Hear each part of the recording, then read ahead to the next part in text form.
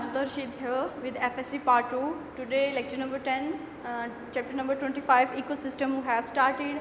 Our topic of discussion is commensalism and grazing. First of all we have to discuss what is commensalism.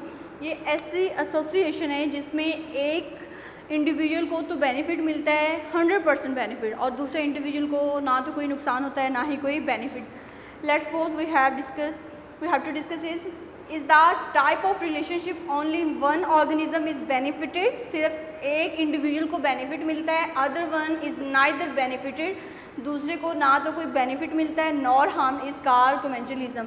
So commensalism एक ऐसा relationship है, ऐसी association है जिसमें एक living organism को बेनिफिट मिलता है और दूसरे को ना तो बेनिफिट होता है ना ही नुकसान। जैसा कि शार्क्स में have small fish called remoras attached to them.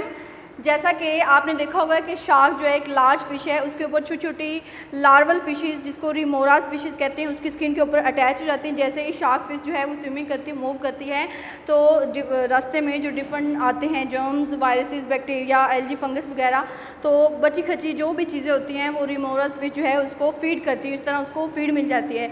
अब रिमोरास को तो बेनिफिट मिल गया चूँकि उसको प्रीडेटर से डर था, वो अकेली जो अपनी फूड सर्च नहीं कर सकती थी, शार्क के ऊपर वो उसको फूड सर्च करना ईजी होगी, उसको बेनिफिट मिला है, लेकिन शार्क को ना तो कोई बेनिफिट मिला है और ना ही कोई नुकसान हुआ है।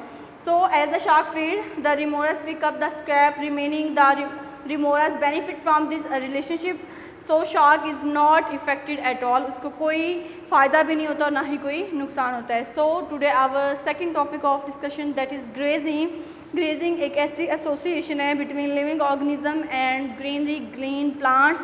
जैसा कि it is the relationship of grass with animals. अब डिफरेंट एनिमल कौन से हैं? Rabbits, goats, sheeps, cows, buffaloes and horses feed on grass. अब डिफरेंट एनिमल जो हैं, गाय, भैंसें, बकरियां, वो चारा खाती हैं। तो ऐसी एसोसिएशन में अब दोनों को बेनिफिट हो रहा है।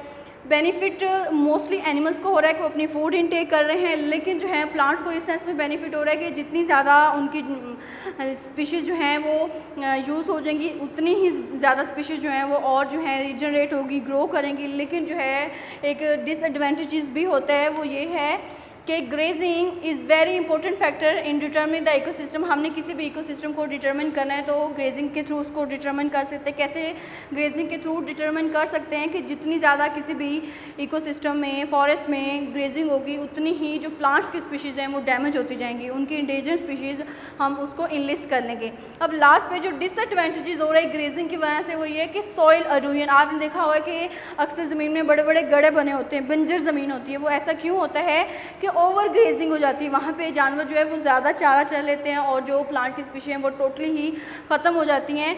ट्रैम्पलिंग, बड़े बड़े गड्ढे बन जाते हैं सोइल में, लीडिंग टूवर्ड लैंड बैरन, और ऐसी बंजर ज़मीन बन जाती है due to over grazing. So I repeat it again, commensalism एक ऐसा रिलेशनशिप है जिसमें एक स्पीशी को तो 100% बेनिफिट मिलता है और दूसरी को ना ही नुकसान होता है ना ही फ़ायदा। जैसा कि शार्क फिशेस के ऊपर छोटी छोटी लार्वल फिशेस होती हैं जिसको रिमोरास फिश कहते हैं। जैसे ही शार्क फिश स्विम करती है तो रिमोरास फिश रास्ते में आने वाले डिफरेंट जो हैं एल्गी, फंगस को फीड करती है।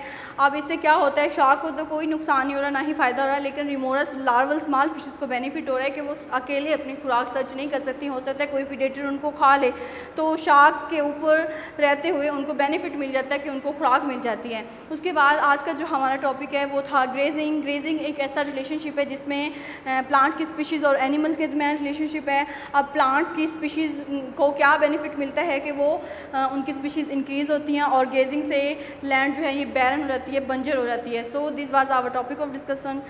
सी you again in the next lecture. अल्लाह हाफ़िज़।